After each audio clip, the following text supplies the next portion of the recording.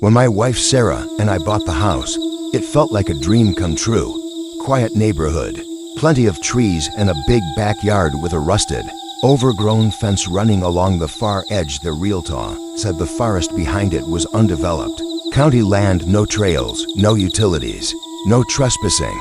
She mentioned the fence was probably an old property divider, but it wasn't just a fence. It was nearly 8 feet tall, made of rusted iron with twisted, sharp points along the top, like it was built to keep something in.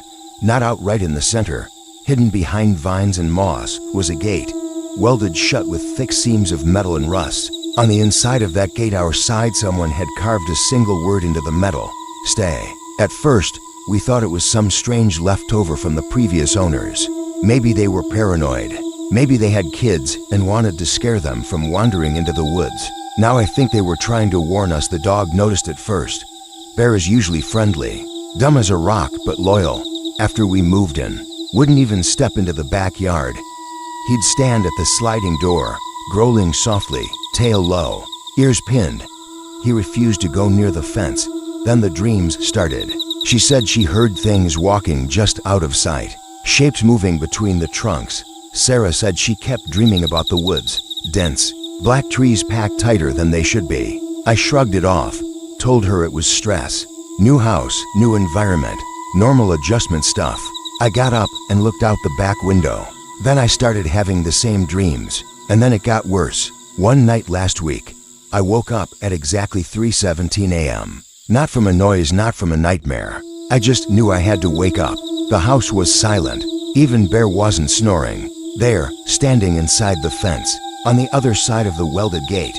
They led from the gate, across the backyard, and stopped right beneath our bedroom window.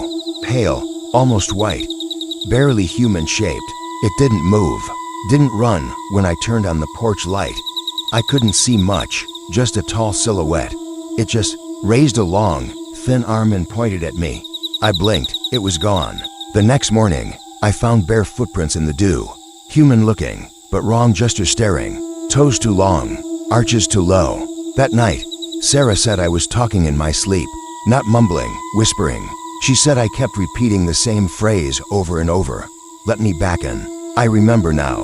Let me back in. I don't remember any of it. Bent inward, like something had forced its way through the welds. But she swears she saw me get up around 2 a.m., unlock the back door, and stand by the fence. The air near the gate was colder, still, like the woods themselves were watching. She said I whispered something to the gate, and something whispered back. Last night was the worst. I woke to Sarah shaking me, tears in her eyes. The gate, she said. Listen. I held my breath. In the silence, I heard it. Metal groaning. I don't know what's calling to me from those woods. A slow, dragging, shrieking noise, rusted hinges straining. We ran to the window. The gate was open. I grabbed a flashlight and went out barefoot, heart pounding.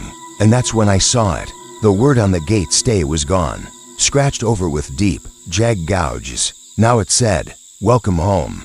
I don't know what I did, but something is. Something that remembers me, and I think I'm starting to remember it too.